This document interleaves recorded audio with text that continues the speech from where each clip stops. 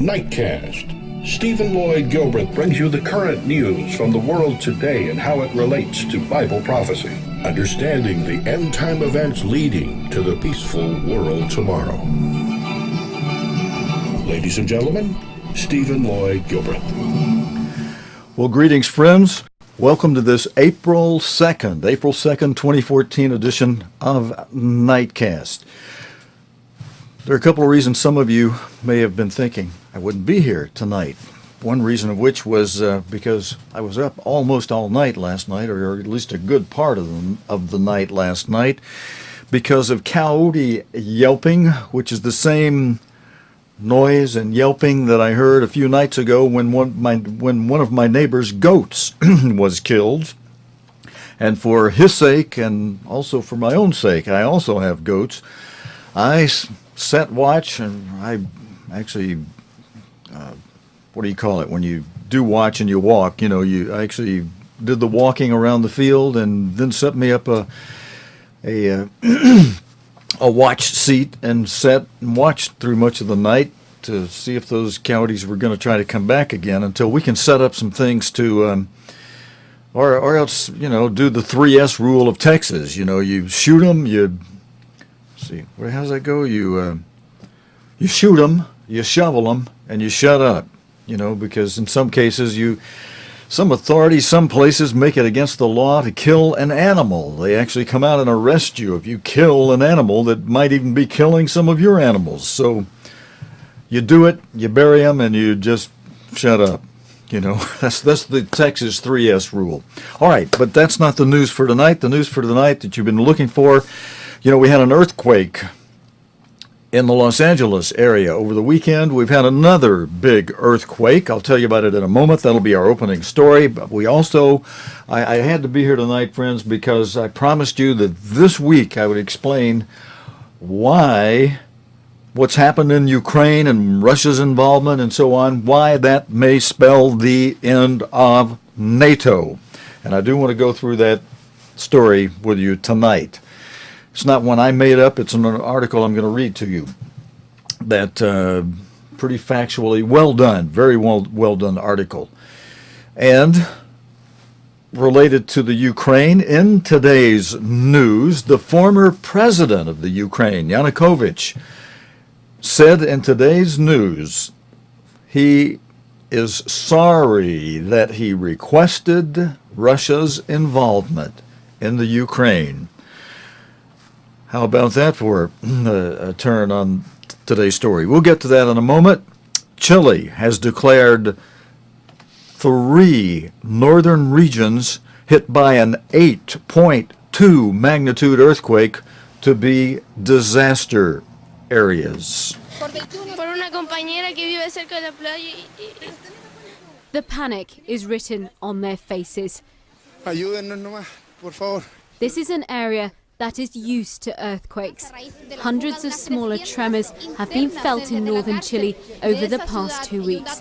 But this earthquake was large, and it was enough to prompt quick action by those living in the port city of Arica. This woman says it was strong, but we have to remain calm. Yes, we're evacuating, she says. The police have told us to leave. It was strong, and it went on for a long time. Everything was moving. The earthquake struck about 100 kilometers off the Chilean coast just before 9 p.m. in the evening. It triggered a tsunami alert for Chile and Peru and panicked some on the coast where waves of up to 2 meters were seen. The earthquake prompted landslides, which blocked some routes out of the affected areas. Thousands of homes are reported to be without electricity, and several buildings are on fire. There are fears that looting may break out, and so the armed forces have been sent to protect homes and businesses. But on the whole, the country's president said people were dealing with the situation well. Of course, the full assessment of the damage will only become clear over the course of the next few hours, and also when we can check the affected area in daylight. The country has been able to face the first few hours of the emergency very well. I would like to ask the people affected to stay calm and to follow the instructions of the authorities and to do all they have to do to ensure they and their families stay safe. Although this has been a traumatic experience for many, especially the old and infirm, who had to be helped to safety, on the whole, the general assessment is that the situation could have been much worse. Alpa Patel, BBC News. Friends, at least 5 people were killed in that earthquake, and tens of thousands of people had to be evacuated from their homes. In the Ukrainian crisis and NATO's involvement, NATO boost Baltic air power. The U.S. Air Force has sent 10 F-15 jets to help NATO boost its military presence in the Baltic states in response to the Russian annexation of Crimea. I'm going to show you a video in which NATO Secretary General Anders Fogh Rasmussen has warned that the thousands of troops that Russia has stationed on the border with Ukraine is a threat to European security. Then after this report, friends, I'll go into the article I have on how what has already happened and what may yet happen in a small way may spell or have spelled the end of NATO. First, this report with Jonathan Beale. Every moment of every day, NATO warplanes are on alert. This is an exercise, but here in Lithuania, it really matters. The Baltic states are increasingly nervous about the behavior of their big neighbor Russia. I can say Cold War because it's the very hot war. The Russians, they occupy the part of Ukraine, and they concentrate the forces, and I think we should be ready to defend our states if this aggression will continue. These F-15s can be scrambled within minutes, and it's not just about reassuring the Baltic states. It's also about sending a clear message to Russia too.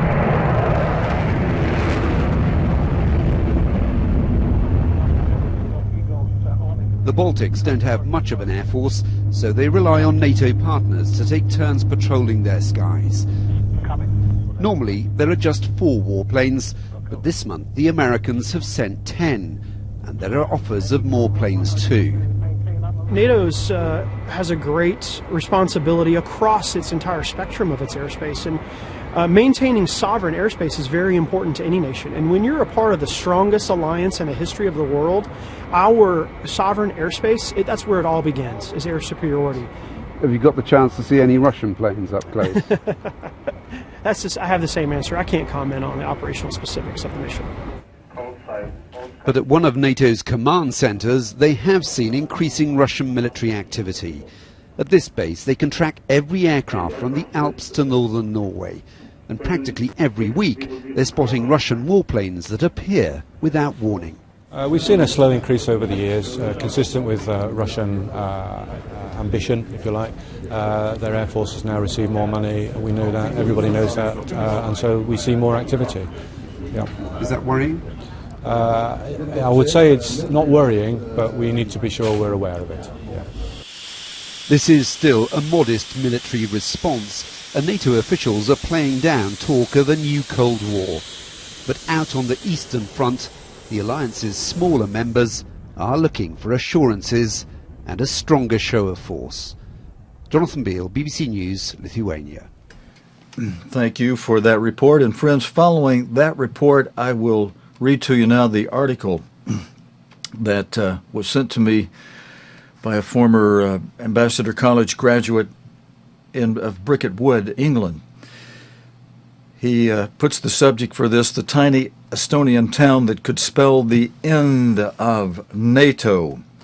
And this article, written by Michael Ben Gad, published in The Conversation, is entitled, "Will Putin Call NATO's Bluff?" The Russian invasion and rapid absorption of the Crimean Peninsula might seem like the spark ready to ignite a new Cold War. In fact, given the feeble Western response so far, the more likely outcome is not the division of Europe once more between NATO's Western alliance and a neo-Soviet Russia, but rather the fracturing and ultimate demise of NATO and the Western alliance itself. Of course, no one expects the West to use military force to protect Ukrainian territory, despite the 1994 Budapest Memorandum in which Russia, the US, and the UK guaranteed Ukrainian sovereignty in exchange for its relinquishing the nuclear weapons that remained on its territory after the collapse of the Soviet Union. Yet even the Russians now seem surprised, indeed somewhat amused, by how disunited and weak the Western response has been. So, what comes next? Having demonstrated the Ukrainians with his Crimean excursion the emptiness of Western guarantees in the Budapest Memorandum, Putin can now credibly demand that Ukraine either accept its status as a Russian vassal or cede more territory, starting with the city of Donetsk in eastern Ukraine, which has a slight Russian majority. He can also exert pressure from Moldova's breakaway region, Transnistria, on Ukraine's western flank, which has operated as a Russian colony for the past 20 years. And if the assurances made to Ukraine only 20 years ago can so easily be exposed as empty posturing, how soon before Putin turns his attention to the Baltic and exposes the assurances made during NATO's expansion there in 2004 as little more than an elaborate bluff? It may already be too late to save NATO and the small Estonian city of Narva, population about 65,000, is where it might well be buried. The author of this article lived under Tsarist control for centuries. Lithuania, Latvia, and Estonia already had indigenous Russian-speaking minorities prior to their annexation by Moscow in 1940. Populations further supplanted by waves of migrants as the Soviets attempted to Russify those territories. Since regaining their independence, these countries' governments have subjected their Russian minorities, particularly in Latvia and Estonia, to varying amounts of low-level discrimination, particularly in the realms of language rights and citizenship. Indeed, ethnic Russians are far better integrated, their language rights far more secure in Ukraine than they are in these Baltic republics. A pretext for intervention is readily at hand. Narva sits on the northernmost portion of Estonia's border with Russia, no more than 120 kilometers from the southern suburbs of St. Petersburg. Unlike Crimea, where a bare majority of the population are Russians, in Narva, nearly all the inhabitants identify themselves as ethnic Russians. Perhaps in the not-too-distant future, Russian border guards will be told to cross the bridge and walk the 400 meters that separates Narva's town hall from the Russian border and help the locals seize control of their city. Excuse me, friends. In theory, Narva is not only part of the EU, but within the territory covered by NATO. Yet despite all the solemn commitments, no doubt now being repeated by U.S. Vice President Joe Biden during his visit to Warsaw, how might the U.S. and its Western allies really respond? You saw a little bit going on, friends, in the video that we just showed you. But how much will they really respond? Would they send troops to push the Russians back? In Estonia, how would they get there? And what then? Is the U.S. Army prepared to then head north and reenact the siege of Leningrad with German troops, no less, in tow? Would it threaten nuclear war over Narva, little town of 65,000? What made the NATO alliance credible during the Cold War were not the words in treaties, but the tripwire afforded by the presence of hundreds of thousands of U.S., British, and French troops stationed in West Germany. Absent all that, one European country after another will soon be looking to make its separate peace with Moscow, withdrawing first from the alliance and then perhaps from the EU as well. So, what is to be done? The only realistic policy available is the imposition of economic sanctions that would cut Russia off from world markets. Now, that's the opinion of the author of this article that I'm reading to you, friends. He goes on to say, such a policy would leave it unable to export its gas to the West. Russia, he's speaking of Russia, would leave Russia unable to export its gas to the West. Vladimir Putin, who so far has run rings around his Western counterparts, would no longer be able to sustain his government's budget, says the author. The hyperinflation and shortages that would ensure might just make the idea of further adventurism abroad unpopular and force Putin to consider rapprochement with the West. Of course, cutting off Russia would also have significant deleterious effects on European economies, dependent as they are and have allowed themselves to become on Russian gas and the trade it finances. So far, there is no indication that anyone is willing to contemplate anything more than empty gestures and symbolism.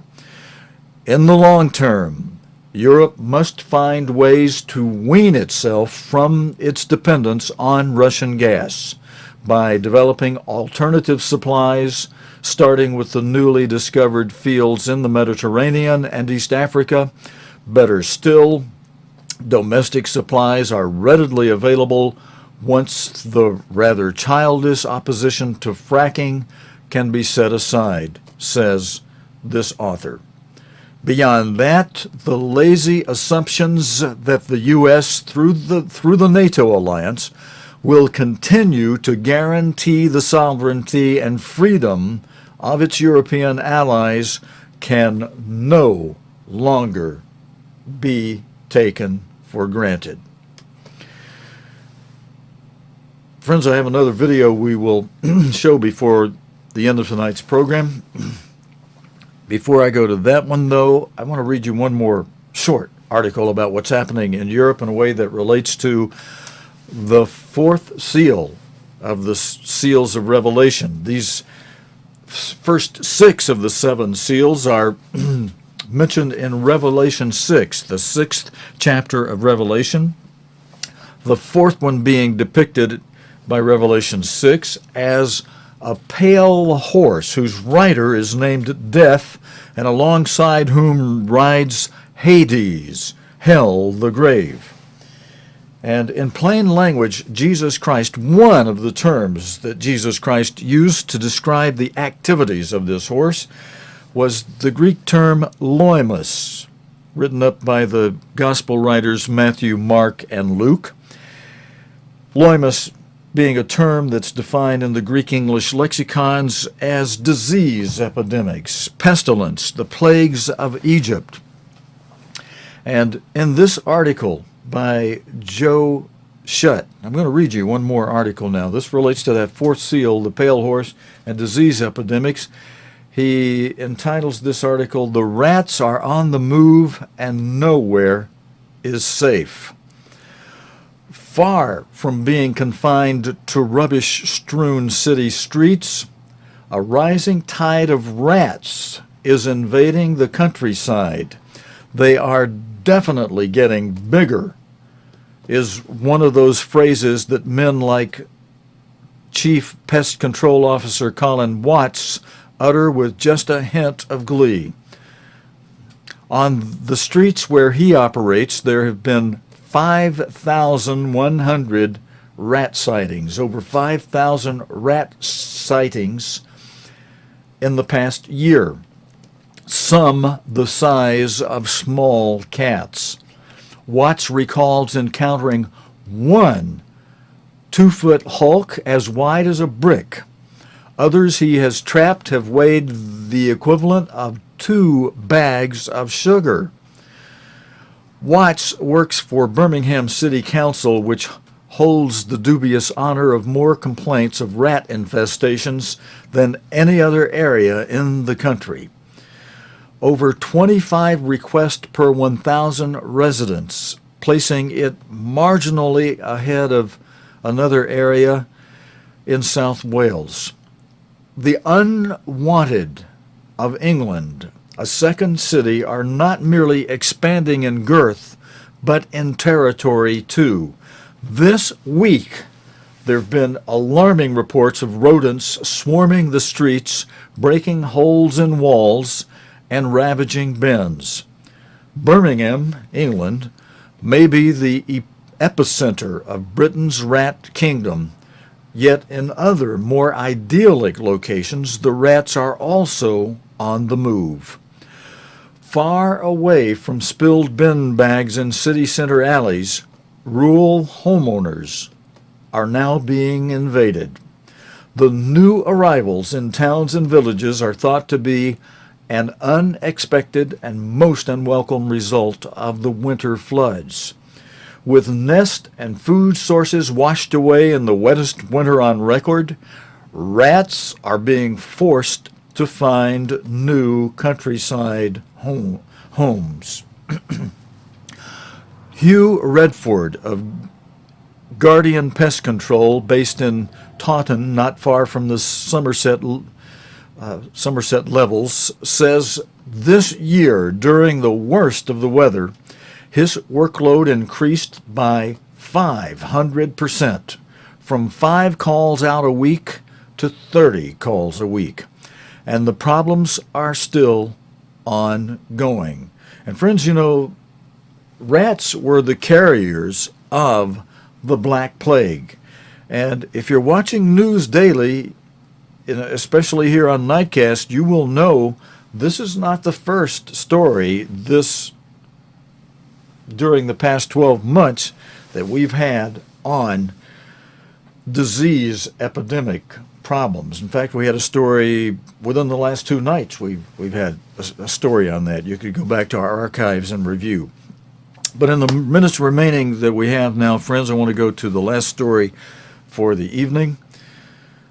UKIP's Nigel Farage and Liberal Democratic leader Nick Clegg of England, of the UK, have given their opening statements in the second of their 2 debates on UK's membership of the European Union. You know, in some of the stories on the Ukraine, we've been discussing, friends, how the situation in the Ukraine can affect and impact what's happening in the EU membership and its formation. One of the big factors related to how the EU is ultimately going to form a beast, what the Bible calls a beast power, where it will be crowning a new emperor. Most likely he'll be coronated in the city of Frankfurt, the home of the ECB, the European Central Bank, where they coined the euro. That new emperor will become the head of a revived Holy Roman Empire, is what the Bible tells us. That union of 5 nations or regions from the west and 5 nations or states or regions from the, what did I say first? East? Well, 5 from the east, 5 from the west, will give their power to this emperor. And the goal of this united Europe, maybe a United States of Europe, will be to operate during the time of Jacob's trouble. Jacob having 12 sons who are in this modern day spread out around the world to be some of the most prosperous and biggest nations, especially the sons of Joseph, Ephraim, the UK, and Manasseh, the United States. And this United States of Europe is going to operate against the interest of Israel, including all the sons of Israel, and that includes the United Kingdom. This video report will show you in this little debate how Mr. Clegg and Mr. Farage describe their different views on being a part of the EU, of the UK being a part of the EU or not being a part of the EU. We have just time to show that before we close tonight's report. It's 40 years since the BBC debated this great question. The one thing that has remained the same, of course, is David Dimbleby. Well, almost.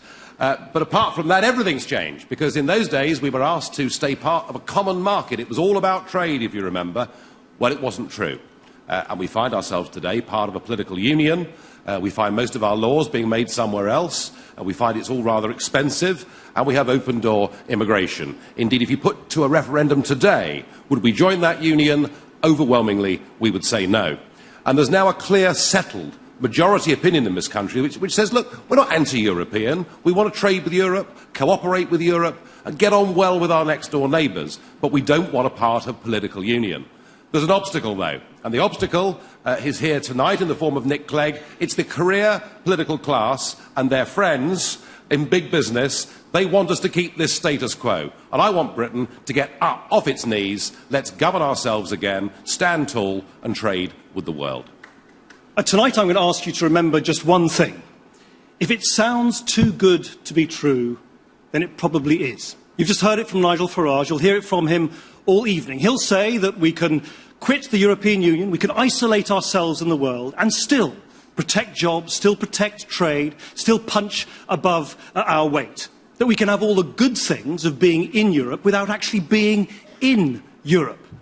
It's a dangerous con, because the modern world has changed. Our economies are now intertwined with each other. We have to work with other countries to protect jobs, to protect trade, to make sure that Britain is richer, stronger and safer. And for us as a country to thrive and prosper, we should do what we do at our best.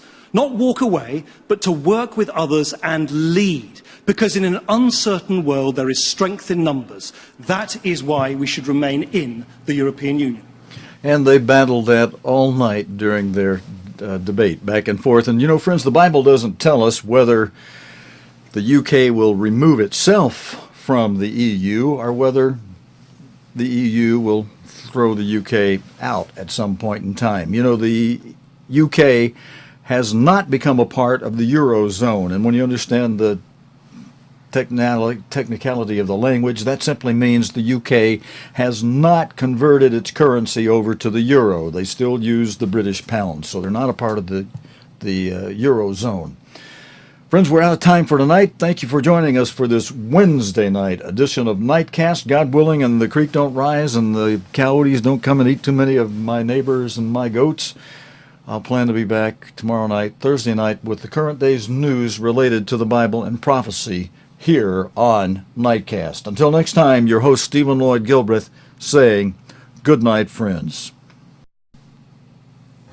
You have been watching Nightcast with Stephen Lloyd Gilbreth. Nightcast can be seen Sunday through Thursday nights here on cogtv.org. Tonight's program is also available anytime on demand in the cogtv.org video archive.